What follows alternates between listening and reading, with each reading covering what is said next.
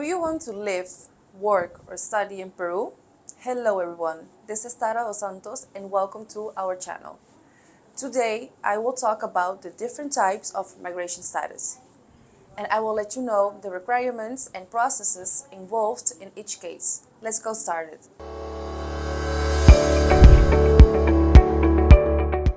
For this, you have to know that in Peru, there are different types of migration status. There is the change of migratory quality of resident family, the change of migratory status as a worker, the change of migratory status as an investor, and the change of migratory status as a renter. Let's start with the change of resident family immigration status. This procedure allows the relatives of a permanent resident to also obtain this residence in Peru. These requirements for this change include downloading the Form 04 and also paying the processing fees at the Banco de la Nación and presenting a copy of the passport or identity card. If the marriage was celebrated abroad, the marriage certificate must be certified by the Peruvian consulate and endorsed by the Ministry of Foreign Affairs must be presented. It is important to follow all the procedures established by the migrations and make an appointment online to present the required documents. This process can take up to 60 days. Let's continue with the change of migratory quality as a worker. It is for those foreigners who want to work in Peru. The requirements for this change include downloading the General Migration Form, presenting a copy of the passport, and in the case of being a diplomat, the protocol card. In addition, you must have a valid and current employment contract with a Peruvian company, which must be approved by the Ministry of Labor. Once approved, the contract signed by the Peruvian consulate and the Ministry of Foreign Affairs is presented. You must request an appointment on the migration page to present all the documents. It is important to follow up on the process and correct any document if it is necessary. The process can take up to 60 business days. Now, let's continue with the change in immigration status as an investor. This migration status is ideal for those who want to invest in Peru and obtain a residence in the country.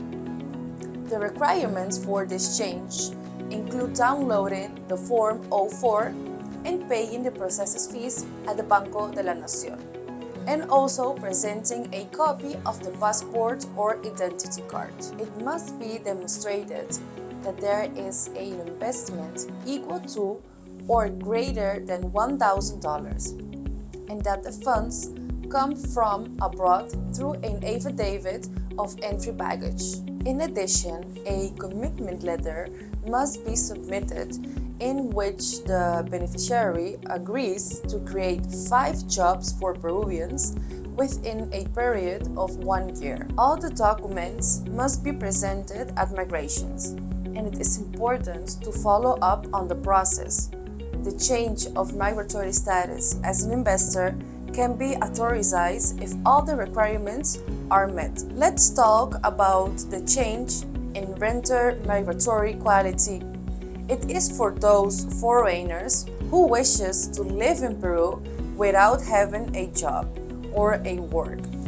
The requirements for this change include downloading the Form 04, paying the processing fees at the Banco de la Nación, and presenting a copy of the passport or identity card. It must be demonstrated that a retirement or income is received from a foreign or a Peruvian person that covers the personal expenses of the applicant. It is mandatory that it has to be monthly income and a permanent income.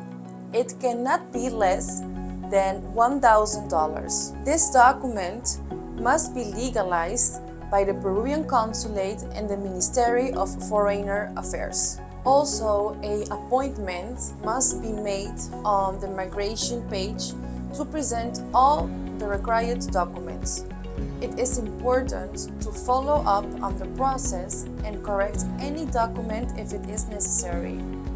This process can take up to 60 business days. Before concluding, it is important to note that procedures and requirements may be subject to change. Therefore, we recommend checking the latest updates on the official migrations website. Also, seeking legal advice or consulting migration experts can provide you update and information on migration procedures in Peru. And that is all for today. I hope I could guide you and this could be useful in understanding the different types of immigration status in Peru. If you have any question or any experience to share, leave us a comment below and do not forget to subscribe to our channel. ¿Aún no nos sigues? ¿Qué esperas? Pon like a este video, suscríbete y activa las notificaciones para que no te pierdas de nada.